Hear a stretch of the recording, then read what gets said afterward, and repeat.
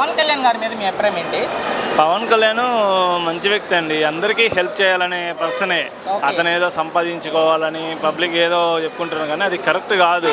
ఎందుకంటే ఆయన ఒక సినిమా తీస్తే 100 కోట్లు వస్తాయి ఈజీగా. సో వాళ్ళ షేర్ చూసుకున్నా ఎంతో ఉంటుంది. ఆయనకేం అవసరం, ఆయన సోషల్ సర్వీస్ చేయాలనుకున్నాడు, సోషల్ సర్వీస్ చేస్తున్నాడు 100కి 100%. అంటే ఇప్పుడు డిప్యూటీ సీఎంగా ఉన్నారు, మీరు అన్నట్టుగా సినిమాల నుంచి వదిలేసి ఉన్నారు, ప్రజలకు మంచి జరుగుతుంది ఆయన వల్ల. అంటే ఆయన వల్ల మంచి జరుగుతుంది. ఇప్పుడు అట్లా చెప్పుకుంటే ఒక చంద్రబాబు నాయుడు కానీ లేదంటే జగన్ కానీ వీళ్ళందరూ ఎవరైనా ఒక మీటింగ్ జరుగుతుంటే వెళ్తుంటే ర్యాలీలో కార్లు ఆపి మాట్లాడిన వాళ్ళు ఎవరు లేరు. పవన్ కళ్యాణ్ డైరెక్ట్ ఇమీడియట్గా రియాక్ట్ అవుతున్నాడు.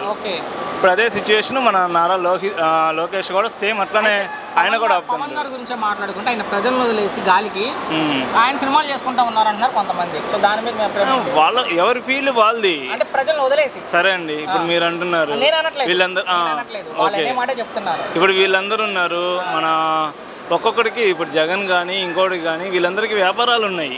సాక్షి పేపర్ ఇవన్నీ వదిలేయచ్చు కదా, ఎందుకు వదిలేయట్లేదు? ఎవరి వ్యాపారం వాళ్ళది, ఎవరి వృత్తి వాళ్ళది.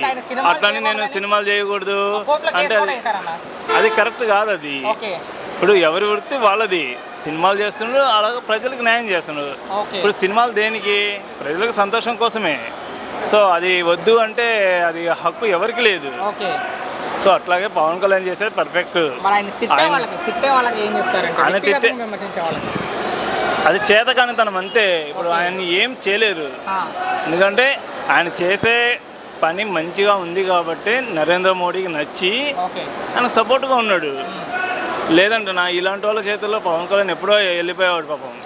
ఎందుకంటే ఈయన చేసే మంచి పని నచ్చి గవర్నమెంట్కి నచ్చింది, సెంట్రల్ గవర్నమెంట్కి కూడా నచ్చింది. సో పవన్ కళ్యాణ్ గురించి ఒక్క మాట కూడా చెప్పాల్సిన అవసరం లేదు. ఆయన పని ఆయన చేసుకుంటూ వెళ్ళిపోతాడు, అంతకు మించి ఇంకేం లేదు.